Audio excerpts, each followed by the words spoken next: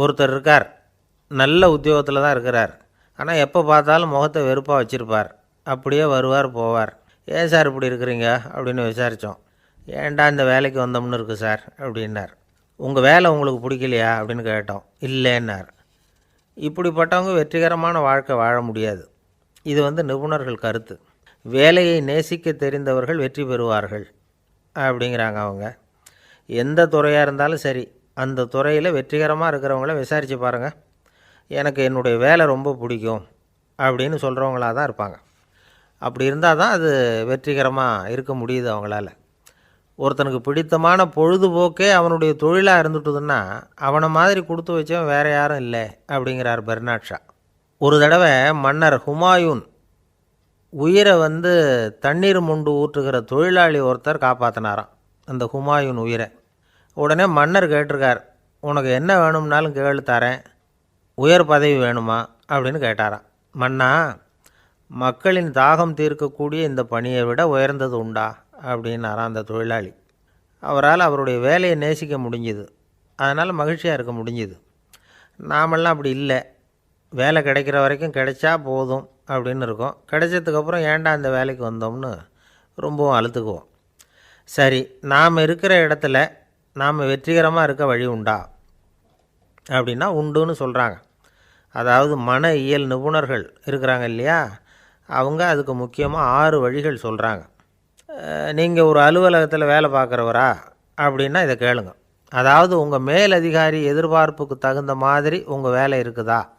அப்படி இல்லைன்னா முதல்ல உங்கள் வேலையின் தரம் உயரணும். உங்களுக்கு மேலே கீழே வேலை பார்க்குற பணியாளர்கள்கிட்ட நல்ல விதமாக பழகிறீங்களா? அந்த உறவு முறையில் ஏதாவது குறை இருந்தால் அதை கண்டுபிடிச்சி சரி பண்ணுங்க. நம்பிக்கைக்கு உரியவர் அப்படின்னு நீங்கள் பேர் எடுக்கணும். நீங்கள் எடுக்கிற முடிவு நல்ல முடிவாக தான் இருக்கும் அப்படின்னு அடுத்தவங்க சொல்லணும். உங்கள் தோற்றத்துக்கு முக்கியத்துவம் கொடுங்க. இது மனம் உடல் ரெண்டும் சம்மந்தப்பட்டது. அதனால் மனசையும் ஆரோக்கியமாக வச்சுருக்கணும், உடம்பையும் ஆரோக்கியமாக வச்சுருக்கணும். உங்களுடைய நிர்வாகம் செயல்படுற விதத்தை நல்லா புரிஞ்சு வச்சுக்கணும். உங்களுடைய நிர்வாகம் இப்போ ஒரு காரியம் செய்யுதுன்னு வச்சுங்க, ஏன் அப்படி செய்யுது, எதுக்காக அப்படி செய்யுது, அதனுடைய குறிக்கோள் என்ன, அது நீடிக்கிறதுக்கு காரணம் என்ன, இதையெல்லாம் தெரிஞ்சுக்கணும். சிரிப்புக்கு வஞ்சகம் பண்ணக்கூடாது. நல்லா சிரிக்கணும், அப்போ தான் அது திரும்ப கிடைக்கும். கடந்த கால தோல்வியை பற்றி கவலைப்படக்கூடாது. முதலாளி விருப்பம் தெரிஞ்சு நடந்துக்கிறது நல்லது தான். அதுக்காக காக்கா பிடிக்கணுங்கிற அவசியம் இல்லை. உங்களுக்கு ஒரு பொறுப்பான வேலை கிடைக்குது, உடனே சத்தம் குழப்பம் அப்படின்னு சூழ்நிலையை இறுக்கமாக ஆக்கிடக்கூடாது. எந்த சூழலையும் இயல்பாக கையாளக்கூடியவர் அப்படிங்கிறத காட்டணும். இதெல்லாம் உங்கள் துறையில் நீங்கள் வெற்றி பெற நிபுணர்கள் சொல்கிற யோசனைகள். இவ்வளவு விவரமும் சொல்லிவிட்டு ஒருத்தரை பார்த்து கேட்டோம், இப்போ சொல்லுங்கள், நீங்கள் செய்கிற வேலை உங்களுக்கு பிடிச்சிருக்குதா அப்படின்னோம். ரொம்ப ரொம்ப பிடிச்சிருக்குது அப்படின்னார். சரி, என்ன செஞ்சிகிட்ருக்குறீங்க அப்படின்னு கேட்டோம். சும்மா தான் இருக்கிறேன் அப்படின்னார் அவர். அள்ள அள்ள குறையாதது அட்சய பாத்திரம், அது நமக்கு தெரியும், கேள்விப்பட்டிருக்கிறோம். ஆனால் போட போட நிரம்பாத ஒரு பாத்திரம் உண்டு. அது என்ன தெரியுமா? நம்மளில் பல பேர்கிட்ட அந்த பாத்திரம் உண்டு. அதுதான் பேராசை அப்படிங்கிற பாத்திரம். அதை நிறைவு செய்யவே முடியாது. பேராசையை பற்றி சுஃபி இலக்கியத்தில் ஒரு பிரபலமான கதை உண்டாம். அதை ஒரு பெரியவர் எடுத்து சொல்லியிருக்கிறார். ஒரு மன்னர் நகர்வலம் போயிட்டுருக்கார். ஒரு பிச்சைக்காரன் மன்னர் எதிரில் வரான். பிச்சை போடுங்கோங்கிறான். என்னுடைய அமைதியை கெடுக்காதே போங்கிறார் மன்னர். அவன் சிரிக்கிறான். அரசே, உங்களுடைய அமைதி கெடக்கூடிய நிலையில் இருந்தால் அதுக்கு பேர் அமைதியே கிடையாது அப்படின்னு நானா. எதிரில் நிற்கிறது வெறும் பிச்சைக்காரன் இல்லை, யோகி அப்படிங்கிறத மன்னர் புரிஞ்சுக்கிட்டார். துறவியே, உங்களுக்கு என்ன வேணும்னாலும் கேளுங்க, கொடுக்குறேன்னாராம். அந்த துறவி மறுபடியும் சிரிக்கிறார். அரசே, உங்களால் முடியாததையெல்லாம் கொடுக்க முடியும்னு சத்தியம் செய்யாதீங்க அப்படின்னார். மன்னருக்கு கோபம் வந்துட்டுது. என்ன இவர் இப்படி சொல்கிறாரே அப்படின்னு நினச்சார். நகர்வலத்தை பாதியிலேயே நிறுத்தினார். வாங்க அரண்மனைக்குன்னார். துறவியை அழைச்சிக்கிட்டு அரண்மனைக்கு வந்துட்டார். துறவி தன்கிட்ட இருந்த பிச்சை பாத்திரத்தை நீட்டினார். இது நிறைய எனக்கு பொற்காசுகள் வேணும் அப்படின்னாராம். அவ்வளவு தானா, இது ஒரு பெரிய காரியமா அப்படின்னு கையை தட்டினாராம் மன்னர். ஒரு பெரிய தாம்பாளம் நிறைய பொற்காசுகள் சேர்ந்தது. அதை அள்ளி போட்டார். போட போட அந்த பிச்சை பாத்திரம் நிரம்பவே இல்லை. பொற்காசுகள் போட போட அவ்வளவையும் உள்ளே வாங்கிக்கிட்டே இருக்குது. அரசாங்க கஜானாவே காலி ஆகிட்டுது. மூட்டை மூட்டையாக பொற்காசுகளை கொட்டி பார்த்துட்டாங்க. அது முழுங்கிக்கிட்டே இருக்குது. கடைசி வரைக்கும் அந்த பிச்சை பாத்திரம் நிரம்பவே இல்லை. அரசர்கிட்ட இருந்த கர்வம் போயிட்டுது. அப்படியே பொத்துன்னு துறவி காலில் விழுந்தார். அப்போ அந்த துறவி சொன்னாராம், மன்னா, இந்த பிச்சை பாத்திரத்தை உங்களால் மட்டும் இல்லை, வேறு யாராலையும் நிரப்ப முடியாது. அதுக்கு என்ன காரணம்னா, இது சாதாரண பிச்சை பாத்திரம் இல்லை, பேராசைகளோடு வாழ்ந்து செத்துப்போன ஒரு மனிதனின் மண்டை ஓடுது அப்படின்னாராம். பாருங்கள், இதுதான் அந்த சுஃபி இலக்கிய கதை. செத்த பிறகும் நிறைவு இல்லைன்னா அது எப்பேற்பட்ட பேராசையாக இருக்கும்னு யோசித்து பார்த்துங்க. நம்மால் ஒருத்தர் கல்யாணம் பண்ணிக்க பொண்ணு பார்த்துக்கிட்டு இருந்தார். அழகு, அறிவு, படிப்பு எதுவும் தேவையில்லை, பணம் மட்டும் இருந்தால் போதும் அப்படின்னு பார்க்குறவங்ககிட்டெல்லாம் சொல்லி வச்சார். ரொம்ப நாளைக்கு அப்புறம் ஒரு பணக்காரர் கிடைச்சார். அவர் சொன்னார், இதை பாருங்கள், எனக்கு 20 வயசில் ஒரு மகள், அவளை நீங்கள் கல்யாணம் பண்ணிக்கிட்டா 2 லட்சம் பணம் கொடுப்பேன். 25 வயசில் ஒரு பொண்ணு, அவளை கல்யாணம் பண்ணிக்கிட்டா 2.5 லட்சம் தருவேன். 30 வயசில் ஒரு பொண்ணு இருக்கா, அவளை கல்யாணம் பண்ணிக்கிட்டா 3 லட்சம் தருவேன். என்ன சொல்கிற அப்படின்னாராம். இவன் கொஞ்ச நேரம் யோசித்து பார்த்துருக்கான். அதுக்கப்புறம் மெதுவாக அவரை நிமிர்ந்து பார்த்து, ஏன் சார், உங்ககிட்ட 50 வயசில் ஏதாவது பொண்ணு இருக்கா அப்படின்னு கேட்டானா. ஒருத்தர் ரொம்ப அவசரமாக வந்தார். சார், மனுஷன் நிம்மதியாக இருக்கிறதுக்கு என்ன வழின்னு கேட்டார். சீக்கிரமாக ஒரு கல்யாணத்தை பண்ணிங்க, எல்லாம் சரியாக போடும் அப்படின்னோம். அவர் ஒரு மாதிரியாக பார்த்தார். ஏற்கனவே எனக்கு கல்யாணம் ஆகிட்டுது சார், அதனால தானே நிம்மதியாக இருக்கிறதுக்கு வழி கேட்குறேன் அப்படின்னார். சரி, இவர் ஒரு மாதிரியான கேஸ் அப்படின்னு நினச்சிக்கிட்டு நம்மக்கிட்ட இருந்த ஒரு சின்ன புத்தகத்தை அவர்கிட்ட தூக்கி கொடுத்தோம். இதை படித்து பாருங்கன்னு. கல்யாணத்துக்கு பிறகும் சந்தோஷமாக இருக்கிறதுக்கு என்ன வழி அப்படிங்கிற கேள்விக்கு அந்த புத்தகத்தில் விளக்கம் இருந்தது. கணவன் மனைவிக்குள்ளே சிக்கல் வராமல் இருக்கிறதுக்கு அதில் சில வழிகளை சொல்லி கொடுத்துருக்குறாங்க. அதெல்லாம் என்னென்ன அப்படிங்கிறத இப்போ பார்க்கலாமா? குடும்பம்னு இருந்தால் கோபம் வரதான் செய்யும். அது வந்துட்டு போட்டும் பரவாயில்ல. ஆனால் அந்த கோபம் ஒரே நேரத்தில் 2 பேருக்கும் வந்துடாமல் பார்த்துக்கணும். ஒரு சமயத்தில் யாராவது ஒருத்தர் தான் கோபப்படணும், அடுத்தவங்க அமைதியாக இருக்கணும். அதுக்கப்புறம் இவர் அமைதியான உடனே அவங்க ஆரம்பிச்சிக்கலாம். கோபமாக ஏதாவது சொன்னால் உடனே கோபமாக பதில் சொல்லக்கூடாது. கொஞ்சம் பொறுத்து கோபம் தீர்ந்த உடனே அந்த பதிலை சொல்லலாம். அப்போ பதில் கோபமாக இருந்தால் கூட அது அவ்வளோ பெருசாக தெரியாது. அற்ப விஷயத்துக்கெல்லாம் காய்ச்சி மூச்சுன்னு கத்திகிட்டு இருக்கக்கூடாது. உங்கள் 2 பேருக்குள்ளே ஒரு தர்க்கம் ஆரம்பமாயிட்டுதுன்னு வச்சுக்கோங்க. கடுமையாக 2 பேரும் விவாதம் பண்ணுறீங்க. உங்களில் ஒருத்தர் இதில் ஜெயிக்கணும்னா அது நீங்களாக இருக்க வேணாம், அடுத்தவங்க ஜெயிக்கிறதுக்கு நீங்கள் துணையாக இருங்களேன். அப்படின்னா நீங்கள் கொஞ்சம் விட்டு கொடுக்கணும், அவ்வளவுதான். ஏதாவது குத்தம் சொல்லணுமா, செஞ்ச தப்பை சுட்டி காட்டணுமா, விமர்சனம் பண்ணணுமா, பண்ணுங்க, வேணான்னு சொல்லலை. ஆனால் சொன்னதை அப்படி சொல்கிறத கொஞ்சம் அன்பாக இதமாக சொல்லுங்கள். எப்போ நடந்த தவறுகளையெல்லாம் இப்போ போய் மறுபடியும் ஞாபகப்படுத்திகிட்டு இருக்க வேண்டாம். நான் அப்போவே சொன்னேன் இந்த புடவை வேணாம்னு, நீங்கள் தான் கேட்கல, இப்போ பாருங்கள் கிழிஞ்சு போச்சு இப்படின்னு கத்துனாங்க ஒரு அம்மா. எப்போ சொன்னீங்கன்னு கேட்டால் ஒரு 10 வருஷத்துக்கு முன்னாடி தீபாவளி சமயத்தில் அப்படிங்கிறாங்க. அது என்ன இன்னும் அப்படியே புதுசாகவே இருக்கும்? உங்களுக்கு அவர் தான் பெருசு, அவருக்கு நீங்கள் தான் பெருசு. அதை விட இந்த உலகத்தில் வேறு எதுவும் முக்கியம் இல்லைன்னு நினைக்கணும். நீ தான் என்னுடைய உலகம்னு எத்தனை தடவை சொல்லியிருப்பீங்க? அதெல்லாம் வெறும் வசனமாக போயிடக்கூடாது. ஏதாவது ஒரு பிரச்சனையை பற்றி கடுமையாக விவாதம் பண்ணிக்கிட்டு இருக்கீங்க, அதை அப்படியே பாதியில் விட்டுட்டு படுக்கைக்கு போயிடக்கூடாது. சுச்சத்தை நாளைக்கு பேசிக்கலாம்னு. அப்படி போனால் தூக்கம் வராது. பிரச்சனையை ஒரு முடிவு பண்ணிக்கிட்டு அதுக்கப்புறமா தூங்க போகணும். ஒரு நாளில் ஒரு தடவையாவது உங்கள் ஜோடியை பாராட்டி நல்ல விதமாக கனிவாக ஒரு வார்த்தை சொல்லணும் அப்படின்னு தீர்மானம் பண்ணிங்க. ஏதாவது தப்பு பண்ணிவிட்டீங்கன்னா பரவாயில்ல, அதை ஒத்துக்கிறதுக்கும் மன்னிப்பு கேட்குறதுக்கும் தயாராக இருக்கணும். அது ஒன்றும் கேவலம் கிடையாது. வீட்டுக்குள்ளே தானே கேட்க போகிறீங்க, வெளியில் யாருக்கு தெரிய போகுதோ? எப்படியோ உங்களுக்குள்ளே ஒரு சமரசம் ஆனால் சரிதான். ஒரு தகராறுன்னு எடுத்துக்கிட்டால் குறைஞ்சபட்சம் அதுக்கு 2 பேர் தேவை. தனியாகவே உட்காந்துக்கிட்டு நான் இப்போ தகராறு பண்ணிகிட்டு இருக்கிறேன் அப்படின்னு யாரும் சொல்ல முடியாது.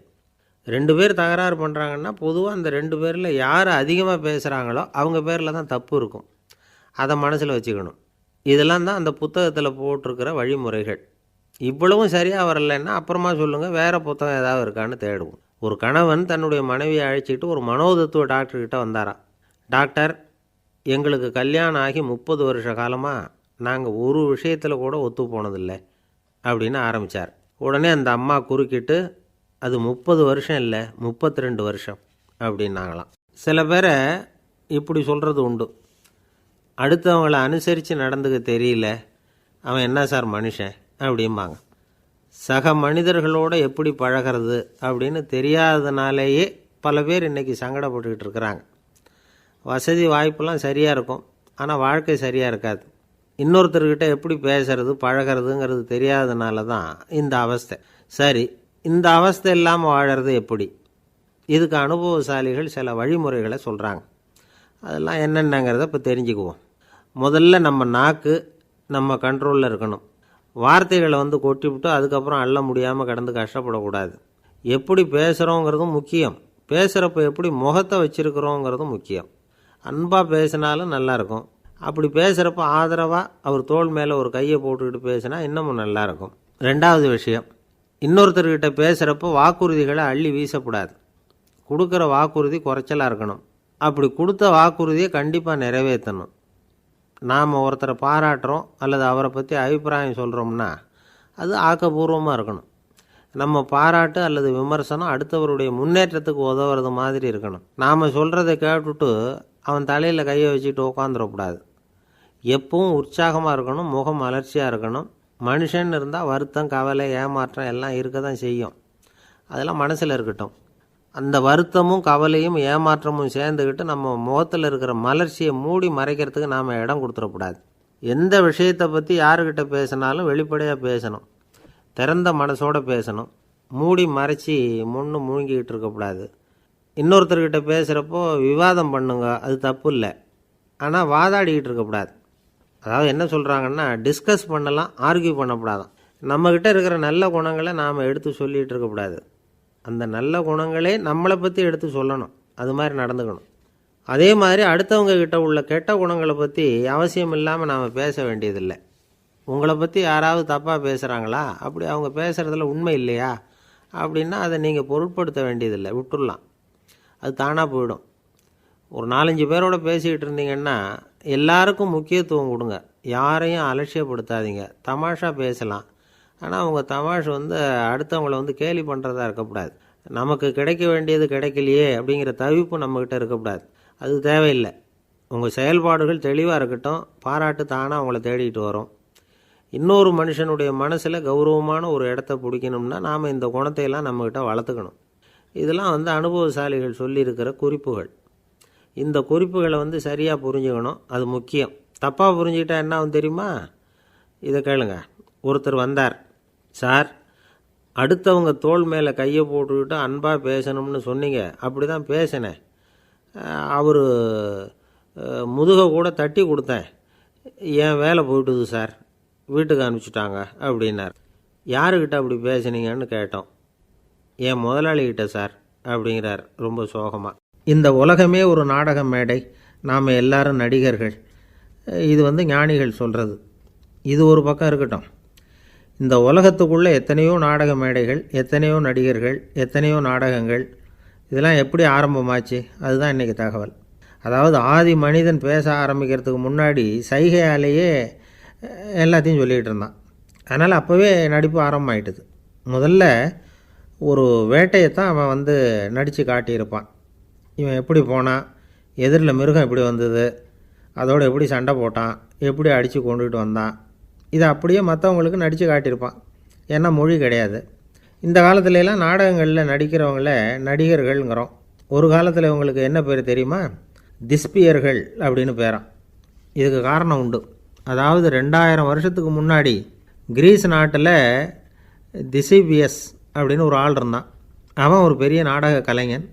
அவன் சில இளைஞர்களை சேர்த்துக்கிட்டான், பயிற்சி கொடுத்தான், நாடக குழுவை உருவாக்கினான். நடிகர்களையும் நாடகத்துக்கு தேவையான பொருள்களையும் ஏற்றிக்கிட்டு போகிறதுக்கு ஒரு வண்டியையும் தயார் பண்ணான். அந்த வண்டியிலேயே அவன் கிரேக்க நாடு பூராவும் சுற்றினான். ஊர் ஊராக நாடகம் போட்டான். ஒரு ஊருக்கு போனதும் அங்கே நாடகம் நடத்த தியேட்டர் இருக்கா அப்படிங்கன்னெல்லாம் பார்க்குறதில்ல அவன். ஏன்னா அப்போலாம் தியேட்டர்னா என்னென்ன தெரியாது. நாடகம்னா அதை ஒரு மூடிய கொட்டைக்குள்ளே தான் நடத்தணுங்கிறது அப்போ யாருக்குமே தோணலை. இந்த வண்டி போகும், அதுவே ஒரு பகுதி, அப்படியே ஒரு மேடை மாதிரி விரிச்சிக்கும். அதில் ஏறி நின்றுக்கிட்டு நாடகத்தை நடித்து காட்டுவாங்களாம். மக்கள்லாம் எதிரில் தரையில் உட்காந்து அதை பார்த்துக்கிட்டு இருக்கிறது. உலகத்தின் முதல் நடமாடும் தியேட்டர் இது தானா. இந்த திசிபிஎஸ் தான் முதலாக உலகத்தில் நாடகங்கிற பொழுதுபோக்கை நடத்தி காட்டினவன் அப்படின்னு சொல்கிறாங்க. அவன் சொந்தமாக நாடகம் எழுதுனா, நடித்தான், நாடகத்தை இயக்கினான். அதனால தான் அவனை first man of the theatre அப்படின்னு சொல்லுவாங்க. அவன் தான் நாடக மேடையின் முன்னோடி. கிரேக்கர் காலத்திலேயே நாடக ஆசிரியர்கள், நடிகர்கள், ரசிகர்கள் இவங்கெல்லாம் உருவாயிட்டாங்களாம். நாடகத்தின் சரித்திரத்தில் இந்த 3 பிரிவும் ரொம்ப முக்கியம். அதாவது கிரேக்க தியேட்டர்கள்லாம் திறந்த வெளி மேடைகள் தான். பெரும்பாலும் மலைச்சரிவுகள், அதுவே படிப்படியாக பண்ணியிருப்பாங்க.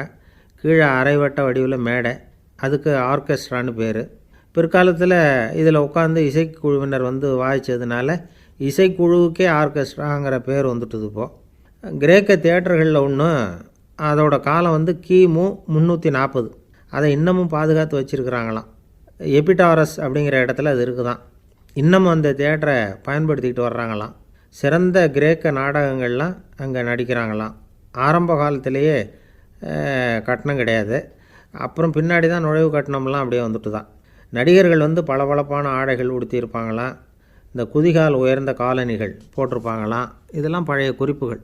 பலவிதமான உருவங்களில் மாஸ்க் அப்படின்னு சொல்லப்படுற முகமூடி, அதனால் ஒரே நடிகர் பல வேடங்களில் நடிக்கிறது உண்டான். ஆரம்பத்தில் பெண் நடிகர்கள் கிடையாது, எல்லாம் ஆண் நடிகர்கள் தான்.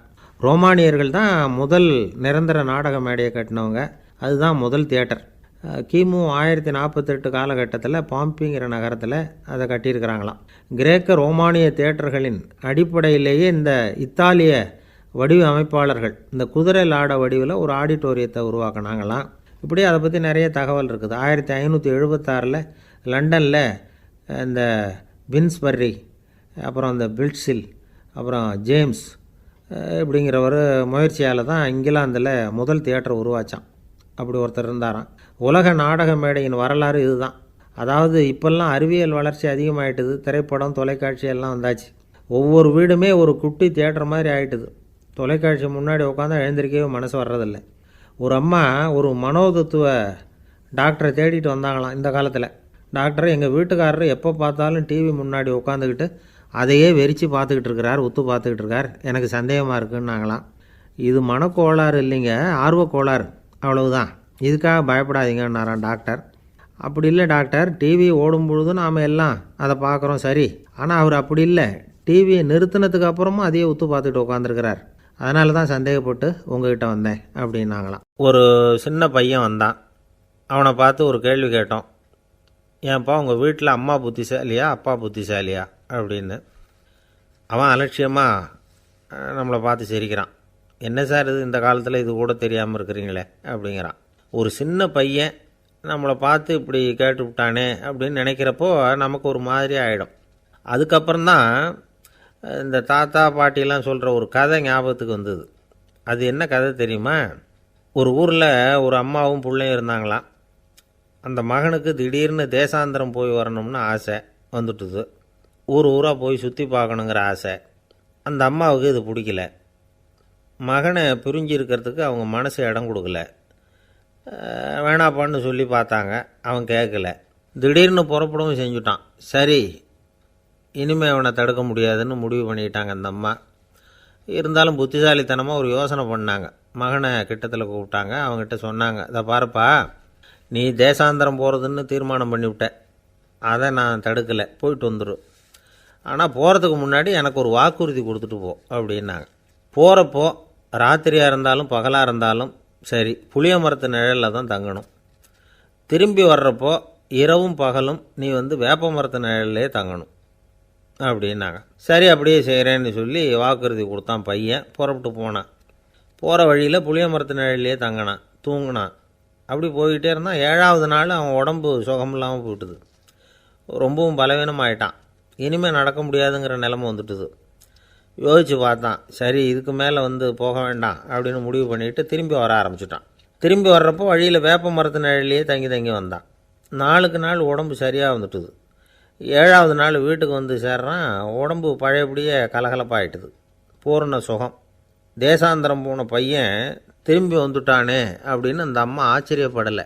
ஏன்னா அவங்களுக்கு தெரியும் இப்படி ஆகும்னு. பையன் சீக்கிரமாக திரும்பி வரணுங்கிறதுக்காக தான் அவங்க அந்த யோசனையை சொன்னாங்க. என்ன விஷயங்கிறதையும் அவங்களே சொன்னாங்க.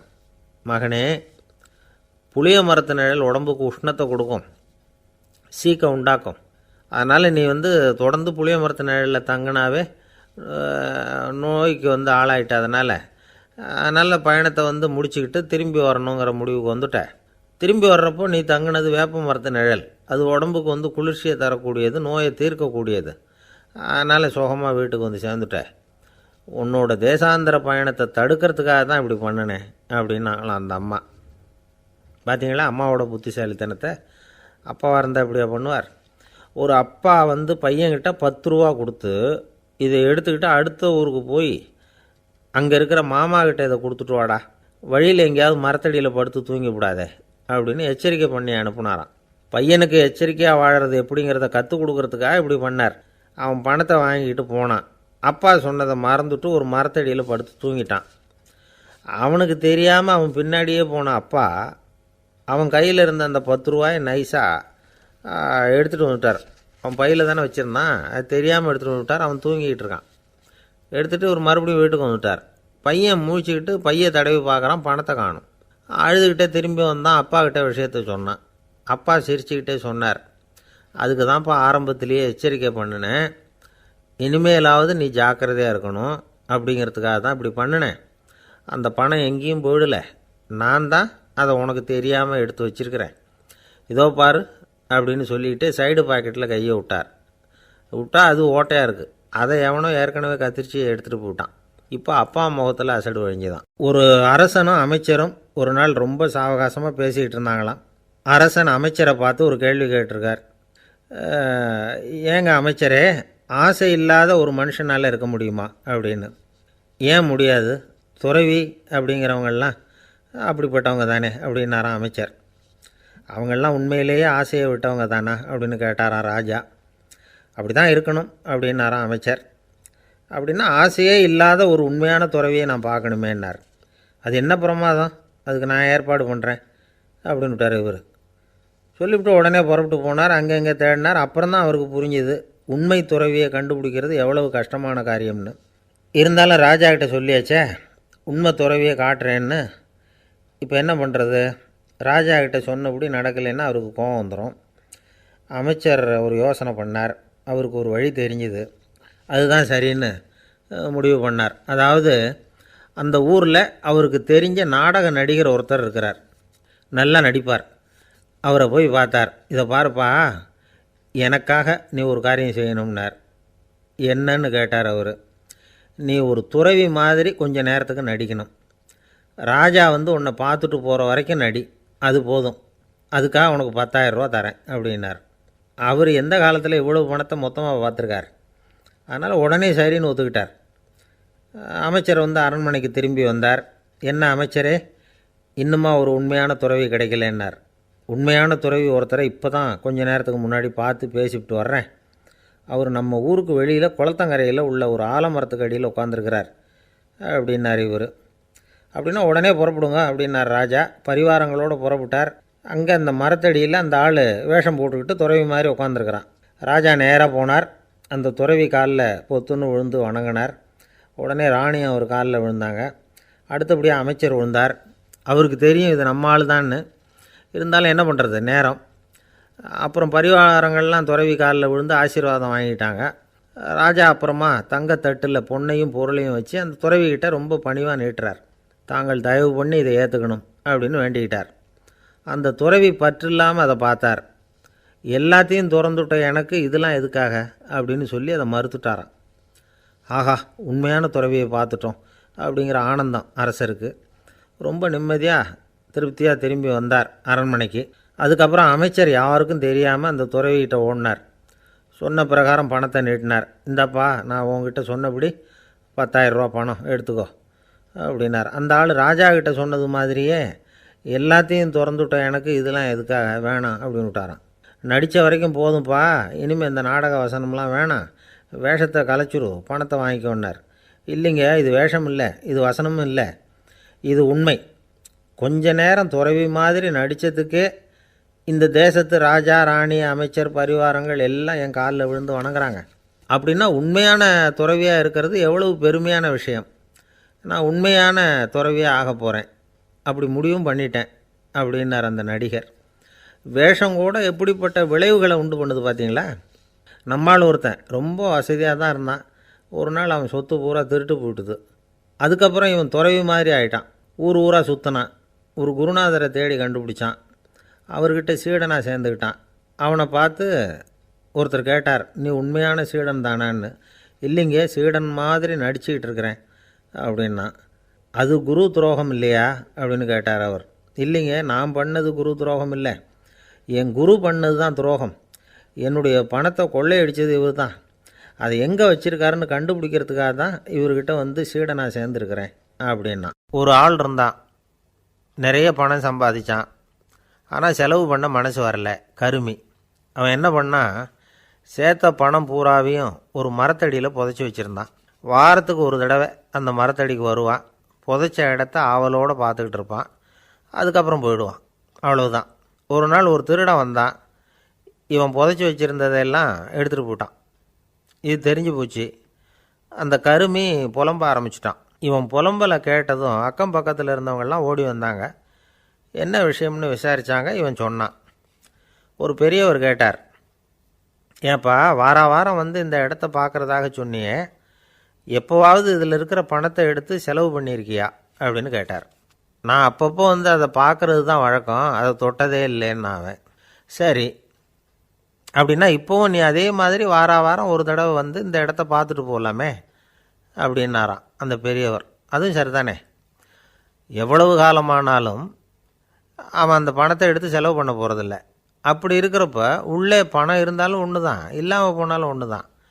இதிலேருந்து என்ன புரியுதுன்னா, ஒருத்தர்கிட்ட இருக்கிற பணத்தை கொண்டு அவர் பணக்காரரா ஏழையா அப்படின்னு முடிவு செய்கிறது சரியில்லை. அந்த செல்வத்தை அனுபவிக்கிற திறன், பயன்படுத்துகிற திறன், அதை வச்சு தான் அவர் ஏழையா பணக்காரரா அப்படிங்கிறத நிர்ணயம் பண்ணணும். அதுதான் சரி. செலவு பண்ண தெரியாதவன் சேகரம் பண்ணிகிட்டே இருக்கிறதுனால என்ன பிரயோஜனம்? தலைமுடியே இல்லாதவன் தாராளமாக சீப்புகளை வாங்கி சேகரம் பண்ணுறது மாதிரி தானே இது. சில சமயம் செலவு பண்ண நாம் தயாராக இருந்தால் கூட அந்த செல்வம் நமக்கு பயன்படுறதில்ல. அரேபியாவில் ஒரு நகை வியாபாரி விலை உயர்ந்த முத்துக்களை எல்லாம் அவர் வச்சு வியாபாரம் பண்ணிகிட்டு இருந்தார். அவர் ஒரு சமயம் ஒரு பாலைவனம் வழியாக போயிட்டு இருக்கிறார் ஒட்டகத்தில். அப்போது திடீர்னு கடுமையான புயல் வீச ஆரம்பிச்சுட்டுது. திசை தவறி இவர் எங்கேயோ வந்துட்டார். கூட வந்தவங்களையும் காணலை, எங்கே போனாங்களோ தெரியல. இவர் ரொம்ப பயந்து போய் அங்கே எங்கேயுமா அலைஞ்சு திரியிறார். வழியே தெரியல, பசி கடுமையாயிட்டுது. ஒட்டகத்து முதுகில் ஒரு மூட்டை இருந்தது, அதை பிரித்து பார்த்தார். உள்ளே ஏதாவது இருக்கான்னு தேடி பார்க்குறார். அது வரைக்கும் கண்ணில் தட்டுப்படாத அபூர்வமான ஒரு பை கண்ணில் பட்டுது. ஆஹா, அதில் ஏதாவது சாப்பிட்றதுக்கு இருக்கும் அப்படின்னு நினச்சி ஆவலாக அதை பிரித்து பார்க்குறார். அந்த பையில் விலை உயர்ந்த முத்துக்கள் நிறைய இருந்துதான். அப்போ தான் அவர் நினச்சாராம், விலை உயர்ந்த முத்துக்கள் கூட சாப்பிட்றதுக்கு உணவாக முடியாது அப்படிங்கிறத புரிஞ்சுக்கிட்டாராம். எந்த நேரத்தில் எது நமக்கு தேவையோ அது நமக்கு தாராளமாக கிடைக்கணும். அப்படி அது கிடைக்கிறதுக்கு நம்மக்கிட்ட இருக்கிற செல்வம் பயன்படணும். அது நமக்கும் பயன்படலாம், நம்ம மூலமாக அடுத்தவங்களுக்கும் பயன்படலாம். அதுதான் செல்வத்தின் பயன். ஒரு மரத்தடியில் ஒருத்தன் உட்காந்து அழுதுகிட்டு இருந்தான். அந்த பக்கமாக வந்த இன்னொருத்தன் ஏப்பா அழுதுகிட்டு இருக்கிறேன்னு கேட்டான். இந்த இடத்துல தான் பூமிக்கு அடியில் பணம் இருக்குது, புதைச்ச இடம் தெரியல, அதான் அழறேன் அப்படின்னா. நல்லா ஞாபகப்படுத்தி பாரு, எந்த இடத்துல புதைச்ச அப்படின்னு கேட்டான் இவன். அது எப்படி எனக்கு தெரியும், புதைச்சி வச்சிருக்கிறவன் நான் இல்லையே, எங்கள் எதிர்த்த வீட்டுக்காரன் அப்படின்னானா இவன். அந்த ஆள் என்னை கண்ணா புண்ணான்னு திட்டிவிட்டான் சார், அதை நினச்சா எனக்கு ரொம்ப வருத்தமாக இருக்குது அப்படின்னு சொல்லி கவலைப்பட்டார் ஒருத்தர். இதில் கவலைப்படுறதுக்கு என்ன இருக்குது அப்படின்னார் ஒரு பெரியவர். அவர் ஒரு மகான். என்ன சார் இப்படி சொல்கிறீங்க, ஒருத்தர் நம்ம பார்த்து திட்டுனா வருத்தமாக இருக்காதா அப்படின்னார். அது எப்படி வருத்தமாக இருக்கும், திட்டுறதுங்கிறது என்ன, அது வெறும் சத்தம் தானே அப்படின்னார் அந்த பெரியவர். நம்ம ஆளுக்கு தலையை பிச்சுக்கலாம் போல் இருந்தது. இருக்காது அப்படின்னா நமக்கே அப்படி தானே தோணுது. அந்த பெரியவர் சொல்கிறது ரொம்ப பெரிய விஷயம். அதை நாம் புரிஞ்சிக்க முயற்சி பண்ணலாம்னா நடைமுறை வாழ்க்கைக்கு அது ஒத்து வர்றது மாதிரி தெரிய மாட்டேங்குது. இருந்தாலும் அந்த பெரியவர் அதுக்கு என்ன தான் விளக்கம் கொடுக்குறாருன்னு பார்ப்போமே.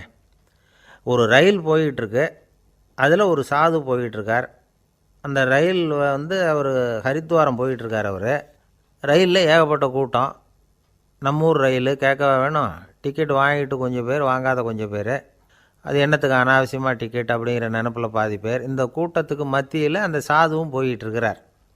உட்கார்றதுக்காக இருந்த இடத்துல ஒரு ஆள் படுத்துருக்கிறான், கொஞ்சம் முரட்டு ஆசாமி. அவன் கால் பக்கத்தில் கொஞ்சோண்டு இடம் பாக்கி இருந்தது. அந்த இடத்துல இந்த சாது உட்காந்துருந்தார். மெதுவாக உட்காந்துக்கிட்டார் போய். ஆனால் அந்த ஆள் ராத்திரி பூரா இவரை காலால் உதச்சிக்கிட்டே இருக்கிறான். அது இவருக்கு ரொம்ப அவமானமாக பட்டுது. அதனால் துக்கம் ஏற்பட்டுது. இருந்தாலும் அதை ஒரு மாதிரியாக சகிச்சுக்கிட்டே இவர் வந்து சேர்ந்தார். பொழுது விடிஞ்சுது. அந்த சாது ஹரித்வார் வந்து சேர்ந்தார். அங்கே ஒரு பெரிய ஞானியை சந்தித்தார்.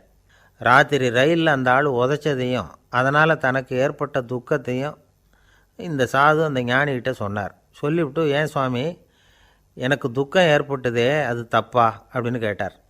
தவறு தான்னார் அந்த ஞானி. உனக்கு இன்னமும் தேக அபிமானம் போகலைங்கிறது தான் அது காட்டுது. அஷ்டாவக்கிரர் என்ன சொல்கிறார் தெரியுமா?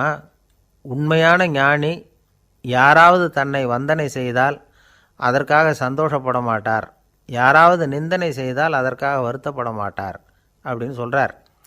நிந்தனைங்கிறது ஒரு ஒலி தான். தேகாபிமானம் இருக்கிற வரைக்கும் இந்த ஒலி நம்மளை வந்து வேதனைப்படுத்தும்.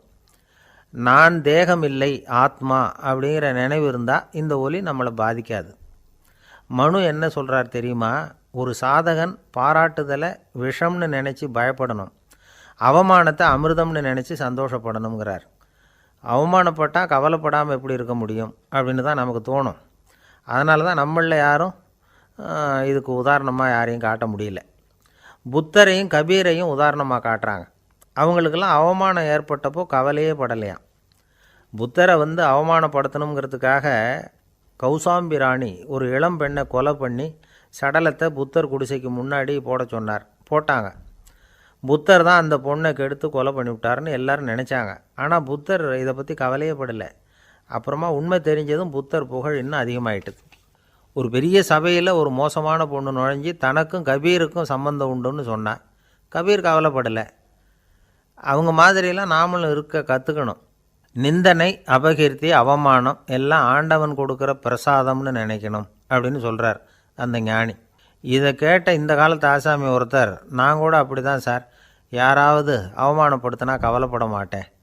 நேற்று கூட ஒருத்தர் என்ன பலார்னு அரைஞ்சுட்டார், நான் கொஞ்சம் கூட கவலைப்படலை, பேசாமல் வந்துட்டேன்னார். ஏன் அப்படி வந்துட்டீங்க அப்படின்னு. அவர் அரைஞ்சதுலேயும் ஒரு அர்த்தம் இருந்தது, அதனால தான் அப்படி வந்துட்டேன்னார். ஏன் அரைஞ்சாருன்னு கேட்டேன். 10 வருஷத்துக்கு முன்னாடி 15 ரூபா அவர்கிட்ட கடன் வாங்கினேன், அதை கேட்டு கேட்டு பார்த்துட்டு கடைசியாக தான் அரைஞ்சார் அப்படின்னார். ஆண்டவனுடைய பிரசாதம் இவருக்கு அடிக்கடி கிடைக்கும் போல இருக்குது. ஒரு பல்கலைக்கழகம், அங்கே ஒரு இலக்கிய பேராசிரியர், அவர் பாடம் நடத்திக்கிட்டு இருந்தார். ராபர்ட் ப்ரௌனிங் எழுதிய கவிதைகளை பற்றி சொல்லிகிட்டு இருக்கிறார். மாணவர்களும் ரொம்ப அக்கறையாக அதை கேட்டுக்கிட்டு இருக்கிறாங்க. ஒரு குறிப்பிட்ட கவிதையை பற்றி சொல்லும் பொழுது அந்த பேராசிரியருக்கே ஒரு சந்தேகம். அதாவது அந்த கவிதையின் சரியான அர்த்தம் என்னங்கிறதுல சந்தேகம். பேராசிரியர் யோசனை பண்ணார். அந்த கவிதையை முழுசாக புரிஞ்சிக்க முடியல. அதனால் மாணவர்களை பார்த்து சொன்னார், மாணவர்களே, ஒரு நாள் பொறுத்துங்க, இந்த கவிதையை எழுதின கவிஞர் எங்கள் வீட்டுக்கு பக்கத்தில் தான் இருக்கிறார். இன்றைக்கி சாயந்தரம் நான் அவரை நேரிலேயே போய் பார்க்குறேன், பார்த்து இதுக்கு என்னங்க அர்த்தம்னு கேட்டுக்கிட்டு வந்துவிடுறேன், அதுக்கப்புறம் உங்ககிட்ட சொல்கிறேன் அப்படின்னாராம். அன்றைக்கி சாயந்தரமே அந்த பேராசிரியர் கவிஞரை தேடிக்கிட்டு போயிட்டார். கவிஞர் அவங்க வீட்டில் அவர் பாட்டு உட்காந்துருந்தாராம். இவர் போய் அவர் முன்னாடி உட்காந்தார். அப்புறம் கேட்டார், ஐயா, அந்த கவிதையின் முழு பொருள் என்னன்னு தெரிஞ்சுட்டு போகிறதுக்காக வந்திருக்கிறேன் அப்படின்னாராம். எந்த கவிதை அப்படின்னாராம் அவர். இவர் அந்த கவிதையை சொல்லியிருக்கார். கவிஞர் கொஞ்சம் யோசனை பண்ணிவிட்டு அப்புறம் சொன்னாராம், பேராசிரியரே, நீங்கள் கொஞ்சம் தாமதமாக வந்துட்டீங்கன்னாராம். இவருக்கு ஒன்றும் புரியல. நீங்கள் என்ன சொல்கிறீங்க? நான் தாமதமாக வந்துட்டேன்னா? நீங்கள் தான் உயிரோடு இருக்கிறீங்களே, அப்படி இருக்கும்பொழுது நான் தாமதமாக வந்துவிட்டேன்னா அது எப்படி அப்படின்னு இவர் குழம்பியிருக்கிறார். இப்போ கவிஞர் சொன்னாராம், ஐயா, நான் உயிரோடு இருக்கிறேன்னா இல்லையாங்கிறது முக்கியம் இல்லை. நான் அந்த கவிதை வரிகளை எழுதினப்போ 2 பேருக்கு அதோட அர்த்தம் தெரிஞ்சிருந்தது. இப்போ ஒரே ஒருத்தருக்கு தான் அதோட அர்த்தம் தெரியும் அப்படின்னாராம். பேராசிரியர் யோசனை பண்ணியிருக்கார். அப்படின்னா அந்த ஒருத்தர் கவிஞர் ராபர்ட் ப்ரௌனிங்கை தவிர வேறு யாராக இருக்க முடியும்? இவர் தான் அப்படிங்கிறத அவர் மனசில் நினச்சிக்கிட்டார். அதனால் சொன்னார், ஐயா, நான் தாமதமாக வரல, அந்த கவிதையின் பொருள் என்ன அது சொல்லுங்கன்னார். பேராசிரியரே, நான் சொல்கிறது உங்களுக்கு புரியலைன்னு நினைக்கிறேன். நான் இந்த வரிகள் எழுதினப்போ 2 பேருக்கு அதோட அர்த்தம் தெரிஞ்சிருந்தது. அந்த 2 பேர் யாருன்னா, ஒருத்தர் ராபர்ட் ப்ரௌனிங், அதாவது நான், இன்னொருத்தர் கடவுள். இப்போ அது கடவுளுக்கு மட்டும்தான் தெரியும். நானே இதை பற்றி பல தடவை யோசனை பண்ணி பார்த்தேன். இது ரொம்ப அழகானது, ஆனாலும் ரொம்ப வழுக்கலானது. அதை பிடிச்சிட்டோம்னு நினச்சிக்கிட்டு இருக்கும் பொழுதே காற்று மாதிரி அது உங்ககிட்ட இருந்து ஓடி போயிடுது. எனக்கு ரொம்பவும் வருத்தமாக தான் இருக்குது. நிச்சயமாக நான் தான் இந்த வரிகளை எழுதியிருக்கிறேன், அதில் அர்த்தம் இருக்குங்கிறது எனக்கு தெரியும். அதை நான் உணர்றேன். ஆனால் நீங்கள் என்னை மன்னிக்கணும். எனக்கே கூட அதை என்னால் விளக்க முடியல. அப்படி இருக்கும்பொழுது உங்களுக்கு எப்படி அதை நான் விளக்க முடியும் அப்படின்னாரா அந்த கவிஞர்.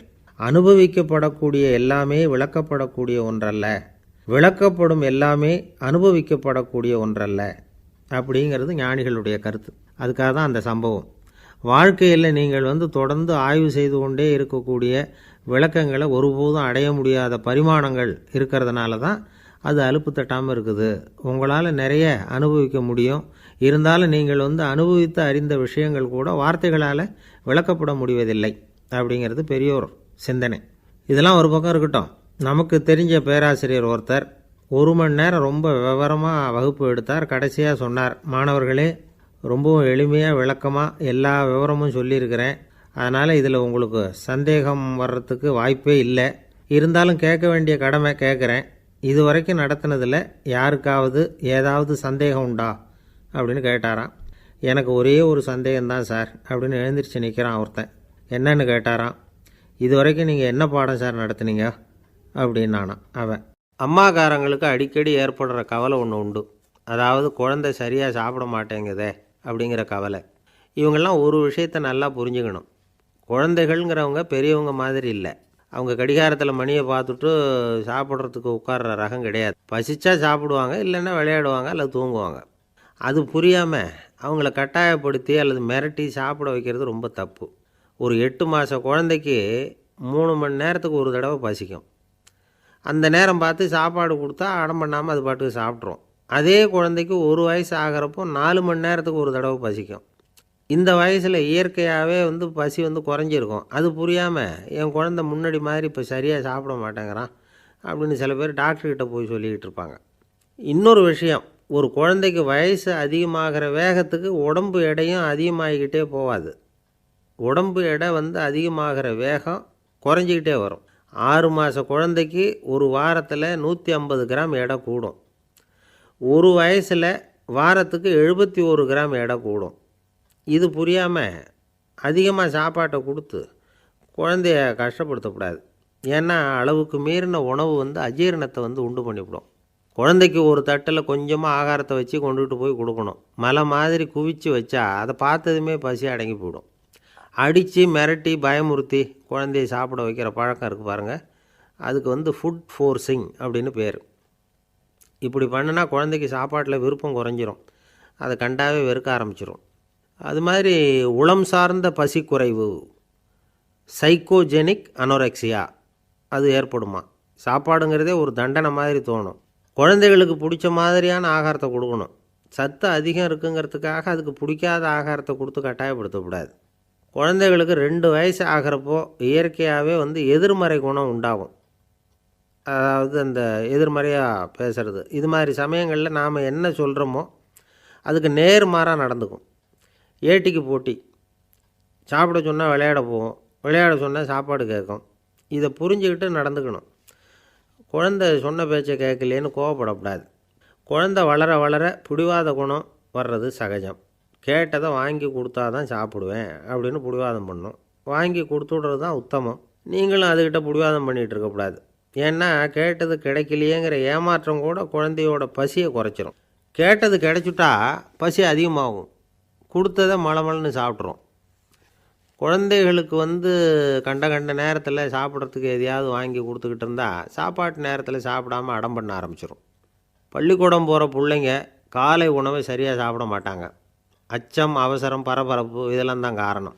பள்ளிக்கு புறப்படுறதுக்கு ஒரு 3/4 மணி நேரத்துக்கு முன்னாடியே சாப்பாடு போட்டுருங்க, அது சரியாக போடும். படிக்கிற குழந்தைகள் உடல் சோர்வு, மனச்சோர்வு இது காரணமாக கூட சாப்பிட மறுக்கிறது உண்டு. இப்போ உதாரணமாக சாயந்தரம் விளையாடி விட்டு வீட்டுக்கு வந்ததும் சாப்பிட சொன்னால் வேணாம்பாங்க. இது உடல் சோர்வு. ரொம்ப நேரம் வீட்டு பாடங்களை செஞ்சு முடித்த கையோடு சாப்பிட சொன்னாலும் அவங்களால சரியாக சாப்பிட முடியாது. இது உளச்சோர்வு, அதாவது மனச்சோர்வு.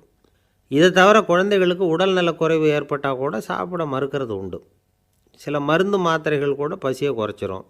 அதனால் சரியாக தெரிஞ்சுக்கிட்டு குழந்தைகளை சாப்பிட வைக்கணும். அது புரியாமல் கையில் சாப்பாட்டு தட்டை வச்சுக்கிட்டு குழந்தைகளை விரட்டிக்கிட்டு அலையக்கூடாது.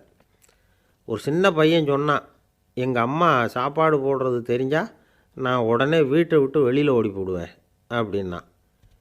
ஏன் அப்படி பண்ணுறேன்னு கேட்டோம். எங்கள் அப்பா கூட அது மாதிரி தான் சார் பண்ணுவார் அப்படிங்கிறான். பந்திக்கு முந்தர ஆசாமிகள் நம்மளில் பல பேர் உண்டு. அப்படி முந்தறதுக்கு கூட முயற்சி பண்ணுறவங்க நிறைய பேர் இருக்கிறாங்க. இதில் என்ன ஒரு விஷயம்னா, பந்திக்கு முந்துறது கூட தப்பு இல்லை. ஆனால் அப்படி ஒரு விருந்தில் ஆளாக போய் உட்காந்து சாப்பிட்டா கூட வெளியில் வர்றப்ப என்ன பெரிய விருந்து வச்சுட்டான், சாம்பாரில் உப்பு இல்லை, ரசத்தில் காரம் இல்லை அப்படின்னு குறை சொல்லிகிட்டே வர்றது இருக்குது பாருங்கள். அது சரியில்லை, நாகரிகமும் இல்லை. கல்யாண பத்திரிகையில் என்ன போட்டிருக்குது, என் பொண்ணுக்கும் இன்னார் பையனுக்கும் கல்யாணம், எல்லாரும் குடும்பத்தோடு வந்திருந்து மணமக்களை வந்து ஆசீர்வதிக்கணும், இப்படி தானே போட்டிருக்கோம்.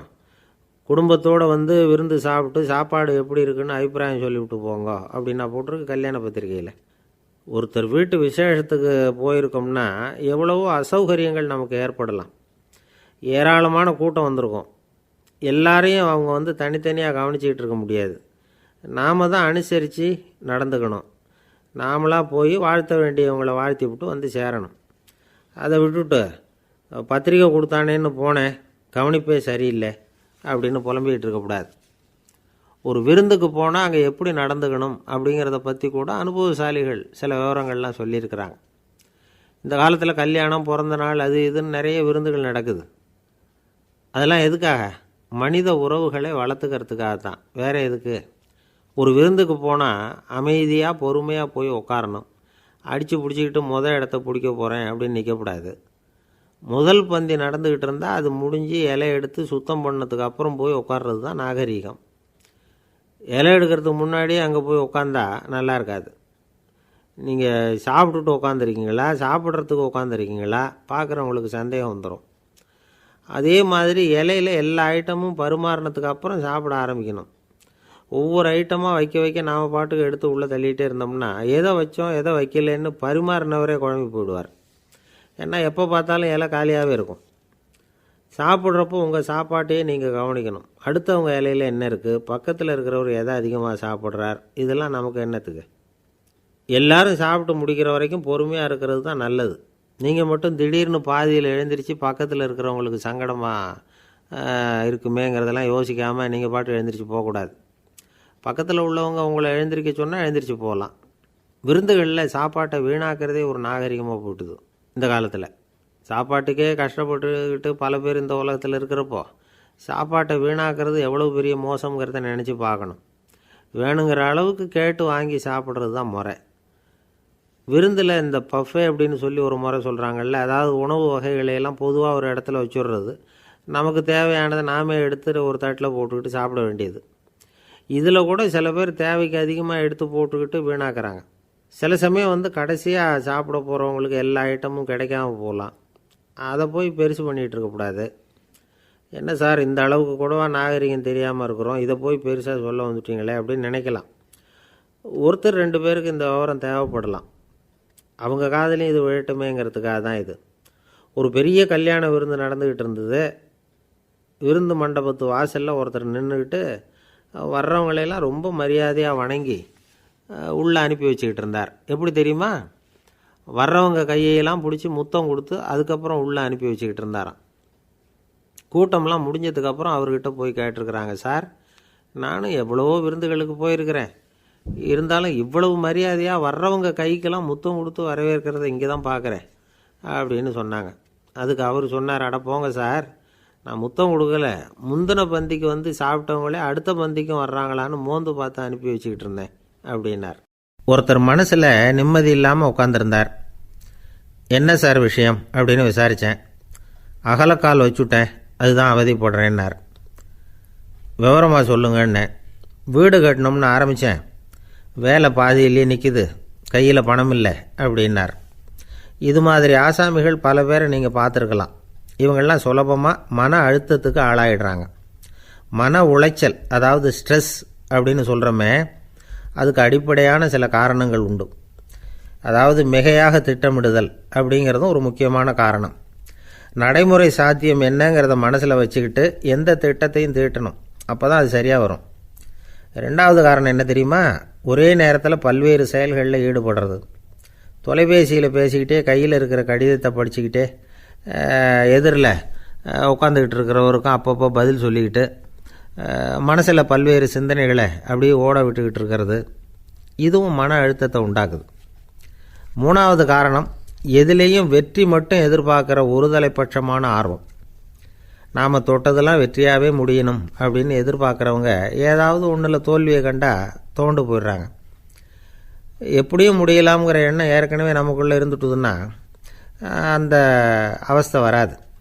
அதனால் அதுவும் நம்ம வளர்த்து கொள்ள வேண்டிய ஒரு குணம்.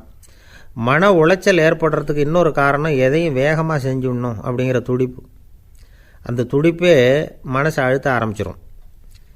எந்த ஒரு காரியத்திலையும் தாமதமோ இடையூறோ ஏற்பட்டால் அதை பொறுத்துக்கிற மனப்போக்கம் வேணும். அது இல்லாதவங்க அழுத்தத்துக்கு ஆளாயிடுறாங்க. சில பேர் வேலைன்னு எந்த நேரம் பார்த்தாலும் வேலையே கதின்னு கிடப்பாங்க. பொழுதுபோக்குக்கோ உடற்பயிற்சிக்கோ குடும்பத்தில் உள்ளவங்க அல்லது நண்பர்கள் கூட கலந்துரையாடவோ கொஞ்சம் கூட நேரம் ஒதுக்க மாட்டாங்க. இந்த சுபாவம் மன அழுத்தத்தை உண்டு பண்ணும். இதையெல்லாம் புரிஞ்சுக்கிட்டு அதிலிருந்து விடுபடுறது எப்படின்னு யோசிக்கணும். வல்லுநர்கள் இது தொடர்பாக சில யோசனைகளை சொல்லி வச்சுருக்கிறாங்க.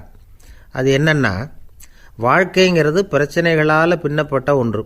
அது எப்போவுமே முடிவடையாத ஒரு தொடர்கதை அப்படிங்கிறத முதல்ல நாம் புரிஞ்சுக்கணும். ஒரே நேரத்தில் ஒரு காரியத்தில் மட்டுமே நாம் கவனம் செலுத்தணும். அடுத்தவங்க காரியத்தில் தலையிடக்கூடாது. எதையும் பேச ஆரம்பிக்கிறதுக்கு முன்னாடி நம்மை நாமே கேட்டுக்க வேண்டிய கேள்வி 2. 1, நான் சொல்ல போகிறது ரொம்ப முக்கியமானதா? 2வது, நான் சொல்கிறத அவங்க கேட்குறதுக்கு ஆசைப்படுறாங்களா? நான் பேசுகிறதுக்கு அது சரியான நேரம் தானா? இதை யோசித்து பார்த்ததுக்கப்புறம் எதையும் பேச ஆரம்பிக்கணும். முடிஞ்ச அளவுக்கு வளைந்து போகிற சுபாவத்தை வளர்த்துக்கணும். நம்ம நேரம் விலை மதிப்பு இல்லாதது, அதை வீணாக்கக்கூடாது. சிரிக்க தெரியலனாலும் பரவாயில்ல, முகத்தில் கொஞ்சம் புன்முறுவலாவது காட்டணும். இதெல்லாம் ரொம்ப முக்கியம். அடுத்தவங்க ஏதாவது செஞ்சால் உடனே நன்றி சொல்ல மறக்கக்கூடாது. தினமும் கொஞ்சம் நேரத்தை தனிமையில் செலவு பண்ணணும். மன உளைச்சலிருந்து விடுபடுறதுக்கு 3 முக்கிய வழிகள் சொல்கிறாங்க. அதை சுருக்கமாக ரெட் அப்படின்னு சொல்கிறாங்க. RED ஆங்கில எழுத்தில். அந்த முதல் எழுத்து R, அது என்னென்னா ரிலாக்ஸேஷன், அதாவது இடை ஓய்வு. 2வது E எக்ஸர்சைஸ், உடற்பயிற்சி. 3வது டயட், திட்டமிட்ட உணவு முறை. அதனால் தியானம், மூச்சு பயிற்சி இதெல்லாம் இந்த இடை ஓய்வுக்கு வழிகள். எந்த வேலையையும் தொடர்ந்து செய்யக்கூடாது. எல்லார்கிட்டையும் கலகலப்பாக பழகணும். மாதத்துக்கு ஒரு நாளாவது குடும்பத்தோடு வெளியில் போயிட்டு வரணும். சுலபமான உடற்பயிற்சிகளை செய்யலாம். உடற்பயிற்சிங்கிறது நமக்காக நாம் செய்கிற ஒரு நீண்டகால முதலீடு அப்படின்னு சொல்லுவாங்க. அதாவது லாங் டேர்ம் இன்வெஸ்ட்மெண்ட்டாக. அளவோடு சாப்பிட்ணும், மெதுவாக சாப்பிட்ணும். இதெல்லாம் கொஞ்சம் மனசில் வச்சுக்கிட்டு நடந்துக்கிட்டால் மகிழ்ச்சியாக வாழலாம். சில பேர் சாப்பாட்டு விஷயத்தில் ரொம்ப அக்கறை எடுத்துக்கிறது உண்டு.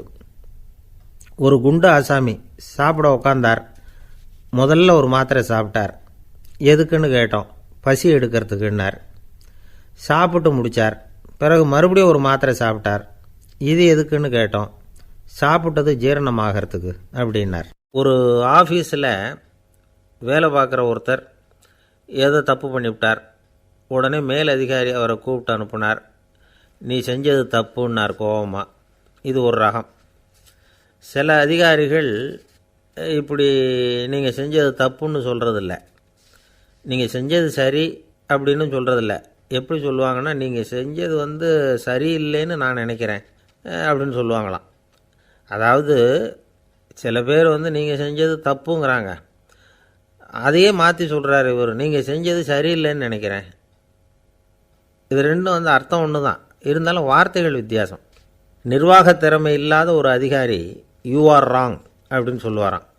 நிர்வாக திறமை உள்ள அதிகாரியாக இருந்தால் அதையே கொஞ்சம் மாற்றி I think you are not correct அப்படிம்பாராம். இதுதான் வித்தியாசம். இருந்தாலும் வார்த்தைகளை உபயோகப்படுத்துகிற விதத்தை வச்சு தான் வேலை நல்லா நடக்கிறதும் நடக்காததும் இருக்குது.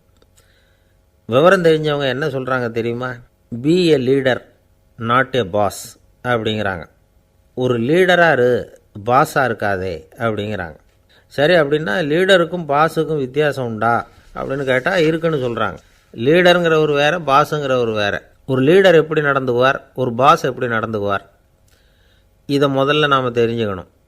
அவங்க எப்படி நடந்துக்குவாங்க அப்படிங்கிறதுக்கு சில விவரங்கள் இருக்குது.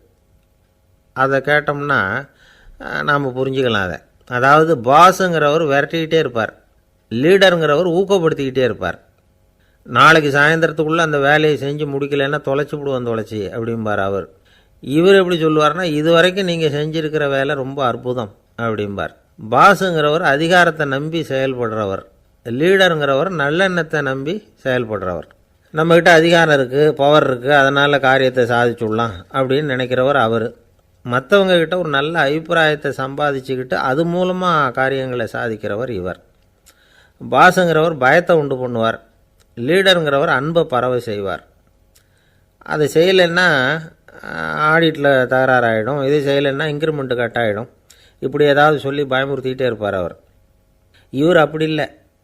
உடம்பு இப்படி இருக்குது, வீட்டில் எல்லோரும் சௌக்கியமாக இருக்கிறாங்களா, ஆஃபீஸில் எல்லாம் வசதியாக இருக்குதா, நான் ஏதாவது உதவி செய்யணுமா அப்படின்னு அன்புக்கு முக்கியத்துவம் கொடுப்பார்.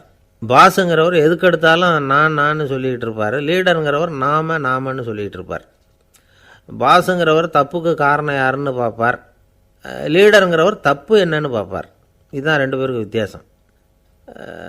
தி boss shows who is wrong, the leader shows what is wrong அப்படின்னு சொல்லுவாங்க.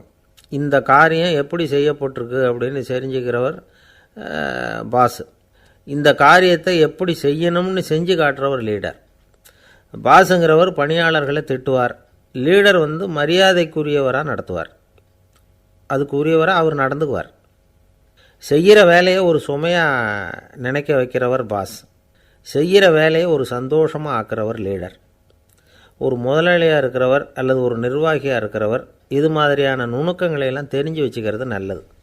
ஒரு பாஸ் இருக்கார், அவர் ஒரு நாள் ரொம்ப பெருமையாக தன்னோட ஆஃபீஸை பற்றி பேசிக்கிட்டு இருந்தார்.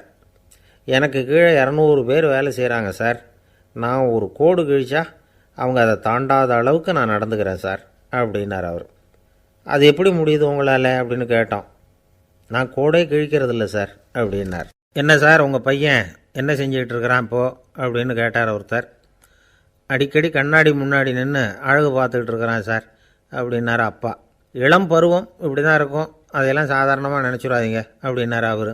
என்ன சார் சொல்கிறீங்க, கண்ணாடி முன்னாடி நின்றுக்கிட்டு நேரத்தை வீணாக்கிக்கிட்டு இருக்கான், அதை ஒரு பெரிய விஷயமாக நான் நினைக்கணுமா அப்படின்னார் இவர். இளம் பருவத்தில் இளைஞர்களுக்கும் சின்ன பொண்ணுங்களுக்கும் அடிக்கடி கண்ணாடியில் பார்க்கணும்னு தோணும். அது வெறுமனே அழகு பார்க்குறது மட்டும் இல்லை, அவங்க தங்களையே தேடி கண்டுபிடிக்கிற ஒரு முயற்சி அது. இது ஒரு மனோதத்துவ விளைவு. இது வரைக்கும் சின்ன பிள்ளையாக இருந்துட்டோம், இனிமேல் நாமளும் மற்றவங்க மாதிரி மனிதர்கள் தான் அப்படிங்கிற உணர்வு அவங்களுக்கு வருது. தங்களோட முகம் எப்படி இருக்குது, அழகு எப்படி இருக்குது, உடம்பு நேரம் எப்படி இருக்குது, முடி எப்படி இருக்குது அப்படிங்கிறதையெல்லாம் கண்டுபிடிக்கிறாங்க. அதுக்கப்புறம் இன்னொரு ஆணோ பொண்ணோ தன்னை கவனிக்கணும் அப்படின்னு நினைக்கிறாங்க. இதெல்லாம் மனோதத்துவ உண்மைகள், இதெல்லாம் இயற்கை. இதை பார்த்துட்டு பெற்றவங்க பிள்ளைங்க கெட்டு போட்டாங்க அப்படின்னு நினைக்கக்கூடாது, அவங்கள திட்டிக்கிட்டே இருக்கக்கூடாது. இன்றைக்கி பல குடும்பங்களில் இதுதான் நடந்துக்கிட்டு இருக்குது. மனுஷ வாழ்க்கையிலேயே இப்படியும் இல்லாத அப்படியும் இல்லாத ஒரு பருவம் இளம் பருவம். 13லேருந்து 19 வயசுக்கு உட்பட்ட ஆண்கள் பெண்கள் இந்த வகையை சேர்ந்தவங்க, டீனேஜ் குரூப். இவங்களை சின்னவங்கன்னு நினச்சிட முடியாது, பெரியவங்கன்னு நினச்சிட முடியாது. இவங்க ரொம்ப சென்சிட்டிவ். சமூகம் நினச்சா இவங்களை நல்லவங்களாகவும் ஆக்கலாம், கெட்டவங்களாகவும் ஆக்கலாம். கொஞ்சம் அக்கறை எடுத்துக்கிட்டால் பெரிய பெரிய மேதைகளையும் விஞ்ஞானிகளையும் உருவாக்கலாம். ஆனால் நடக்கிறது என்ன தெரியுமா, அநேகமாக இவங்களை யாருமே சரியாக புரிஞ்சுக்கிறது இல்லை, இவங்களை சரியாக நடத்துறதும் இல்லை. இது வரைக்கும் நாம் சொல்கிறத கேட்டுக்கிட்டு இருந்தான், இப்போல்லாம் அவன் இஷ்டத்துக்கு நடக்க ஆரம்பிச்சுட்டான் அப்படின்னு வருத்தப்படுற பெற்றோர்கள் அதிகம். இது வருத்தப்படுற விஷயம் இல்லை, சந்தோஷப்பட வேண்டிய விஷயம். உங்கள் புள்ள சொந்தமாக யோசிக்க ஆரம்பிக்கிறதும் நடந்துக்க ஆரம்பிக்கிறதும் ஒரு தப்பான விஷயமா? அவன் கடைசி வரைக்கும் உங்கள் பேச்சையே கேட்டுக்கிட்டு இருக்கணுங்கிறது என்ன நியாயம்? இன்றைக்கி இளைஞர்களை பெரியவங்க தப்பாக புரிஞ்சுக்கிட்டு தவறாக நடத்துறதுனால தான் அவங்களுக்கு வெறுப்பு, எரிச்சல், மனக்கசப்பு எல்லாம் உண்டாகுது. பெற்றவங்க சரியாக மதிக்கிறது இல்லை அப்படிங்கிற ஒரே காரணத்தினாலேயே வீணாக போகிற பிள்ளைங்க இன்றைக்கி அதிகம். சரி, பெற்றவங்களுக்கு இன்றைக்கி என்ன தான் புத்தி சொல்ல வர்றீங்க அப்படின்னு கேட்குறீங்களா? நாம் எதையும் சொல்ல வரல, ஆனால் அது சம்பந்தமான சில நிபுணர்கள் சொல்லியிருக்கிறத உங்கள் காதில் போட்டு வைக்கலாம். அது என்னென்னா, பிள்ளைங்கக்கிட்ட அன்பு செலுத்துங்க. குழந்தையாக இருந்தப்போ எவ்வளவு பாசமாக இருந்தீங்க, வளர வளர அதை ஏன் குறைச்சிக்கிறீங்க? பெற்றவங்களின் அன்பான வார்த்தைகளுக்கு ஏங்குறவங்க தான் இன்றைய இளைஞர்கள். அவங்க எதை சொன்னாலும் அதை அக்கறையாக காது கொடுத்து கேளுங்க, அலட்சியப்படுத்தாதீங்க. அவங்க விரும்புகிறது உங்கள்கிட்ட இருந்து ஒரு மதிப்பு, மரியாதை, அங்கீகாரம், இவ்வளவு தான். அவங்க அவங்களாவே முடிவுகள் எடுக்கட்டும், அதுக்கு நீங்கள் உதவியாக இருங்க, அது போதும். மற்றவங்க முன்னாடி, முக்கியமாக அவங்க நண்பர்கள் முன்னாடி அவங்கள பற்றி மட்டமாக பேசாதீங்க. அவங்கக்கிட்ட பொய் சொல்லக்கூடாது. நீங்கள் சொன்னது பொய்ன்னு தெரிஞ்சு போச்சுன்னா உங்கள் பேரில் அவங்களுக்கு இருக்கிற மதிப்பு போயிடும், நம்பிக்கை போயிடும். அவங்களுக்கு முன்னாடி நீங்கள் சண்டை போடக்கூடாது. உங்கள் பிள்ளைய எப்பவும் இன்னொரு பிள்ளையோட ஒப்பிட்டு பேசுகிற வேலையே வேணாம். கூட பிறந்த மற்றவங்களோட கூட ஒப்பிடக்கூடாது. இப்படி செஞ்சால் அவன் உங்ககிட்டையும் பிரியமாக இருக்க மாட்டான், அவங்ககிட்டையும் பிரியமாக இருக்க மாட்டான். புள்ள எங்கே போகிறான், என்ன பண்ணுறான் அப்படின்லாம் துப்பறிஞ்சிக்கிட்டு இருக்கக்கூடாது. இளைஞர்கள் தனிமையை விரும்புகிறவங்க. அவங்கள பெட்டியில் வச்சு மூடி பாதுகாக்கணும்னு நினைக்கக்கூடாது. அவங்கள எப்படி பாதுகாக்கிறது அப்படிங்கிறது அவங்களுக்கே தெரியும். உங்கள் புள்ள எப்படி நடந்துக்கணும்னு நீங்கள் எதிர்பார்க்குறீங்களோ அது மாதிரி நீங்கள் நடந்து காட்டுங்க, அது போதும். ஒரு வீட்டில் அப்பாவும் அம்மாவும் பேசிக்கிட்டு இருக்கிறாங்க. என்னங்க, நம்ம பொண்ணு பெரியவளாயிட்டா, அடிக்கடி கண்ணாடி முன்னாடி போய் நின்றுக்கிட்டு இருக்கிறா, சீக்கிரமாக ஒரு பையனை பார்த்து கல்யாணத்தை முடிக்காமல் இப்படி மசன்னு கல் மாதிரி உட்காந்துருக்குறீங்களே அப்படின்னு சத்தம் போட்டாங்க அந்த அம்மா. அவசரப்படாத, பார்க்குறதுக்கு கண்ணுக்கு அழகாக லட்சணமாக புத்திசாலியாக ஒரு பையன் கிடைக்க வேணாமா, அதுதான் பார்த்துக்கிட்டு இருக்கிறேன் அப்படின்னார் அப்பா. இதுக்கு அந்த அம்மா சொல்கிறாங்க, எங்கள் அப்பா இப்படியெல்லாம் நினச்சிக்கிட்டு இருந்திருந்தா எனக்கு கல்யாணமே ஆயிருக்காது தெரியுமா அப்படின்னாங்களாம். 1816 வருஷம் செப்டம்பர் மாதம் 11 பிரான்ஸ் தேசத்தில் உள்ள ஒரு மருத்துவமனை. அங்கே ஒரு இளம் டாக்டர் கொஞ்ச நாளைக்கு முன்னாடி தான் அந்த ஆஸ்பத்திரியில் புதுசாக வேலைக்கு சேர்ந்துருக்கிறார். அவர் பேர் ரெனே லெனக். அவர் அன்னைக்கு காலையில் அந்த மருத்துவமனையில் அப்படியே ரவுண்ட்ஸ் வந்துக்கிட்டு இருக்கிறார். வார்டில் ஒரு படுக்கையில் ஒரு இளம்பெண் படுத்திருக்கிறா. அந்த பொண்ணுக்கு இருதய நோயாக இருக்கலாம்ங்கிறது மற்ற டாக்டர்கள் சந்தேகம்.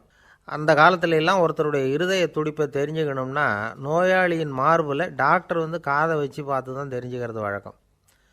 ஆனால் இந்த பெண்ணும் இளம்பெண், அந்த டாக்டரும் புதுசாக சேர்ந்துருக்கிறவர். அதனால் பரிசோதனை பண்ண தயங்கினார். கொஞ்ச நேரம் யோசனை பண்ணார். திடீர்னு ஒரு ஞாபகம் வந்தது அவருக்கு. அதாவது அன்றைக்கி விடியற் காலையில் தோட்டத்தில் அப்படி வாக்கிங் போயிட்டு இருந்தப்போ சின்ன பசங்கள்லாம் ஒரு மரக்கட்டையை வச்சு விளையாடிக்கிட்டு இருந்தாங்களாம். அதை இவர் பார்த்துருக்கிறார். அது என்ன விளையாட்டுனா, ஒரு நீளமான மரப்பலகை, அதில் ஒரு முனையில் ஒரு பையன் தன்னுடைய காதை வச்சுக்கிட்டு இருக்கிறான், மறுமுனையில் இன்னொரு பையன் அந்த மரப்பலகையை ஒரு ஆணியால் கீறிக்கிட்டு இருக்கிறான். ஒரு முனையில் ஆணியால் கீறும் பொழுது மறுமுனையில் காதை வச்சிருக்கிற பையனுக்கு அந்த சத்தம் துல்லியமாக கேட்குது. அந்த டாக்டருக்கு காலையில் பார்த்த இந்த விளையாட்டு ஞாபகத்துக்கு வந்துட்டுது.